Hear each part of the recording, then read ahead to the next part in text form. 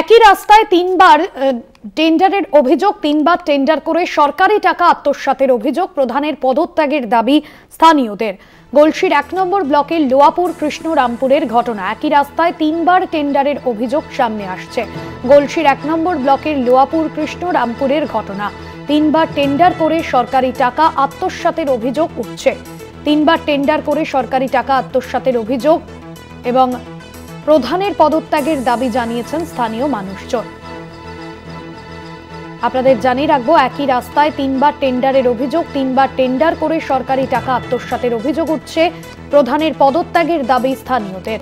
গলসির ১ নম্বর ব্লকের লোয়াপুর কৃষ্ণরামপুরের ঘটনা। আমজাদ আলী শেখ রয়েছেন আমাদের প্রতিনিধি ফোন লাইনে। আমজাদ, ঠিক কি অভিযোগ আসছে? দেখো ভারতী, এখনো পর্যন্ত গত ১ মাসের মধ্যে যে তিনবার টেন্ডার বেরিয়েছে, তাতে করে গ্রামের মানুষ বিক্ষুব্ধ। সার্বিকভাবে তারা রাস্তায় অবরোধ করেছেন এবং তারা চাইছেন যে এলাকার যে প্রধান রয়েছে সেই প্রধানের যেন পদত্যাগ হয়। এই বিষয়ে কিন্তু বারংবার তারা বিডিও অফিসে গেছেন, পঞ্চায়েত অফিসে তারা জমাও দিয়েছেন আর লিখিতভাবে, কিন্তু কোনো রকম ভাবে কোনো সুরাহা হয়নি।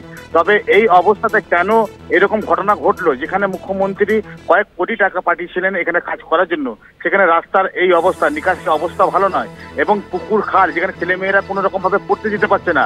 সার্বিকভাবে ১ মাস ধরে যে এই ঘটনা ঘটছে, তাতে করে তারা বিক্ষুব্ধ হয়েছে এবং তারা সরব হয়েছে। তবে এই মুহূর্তে জানা যাচ্ছে যে গলসি থানার পুলিশ সেখানে এসেছে এবং সেখানে যাতে রাস্তা অবরোধ না হয় সেই ব্যবস্থাটা করছেন।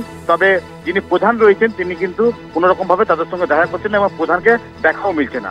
ভাস্বতী, ধন্যবাদ তোমায়।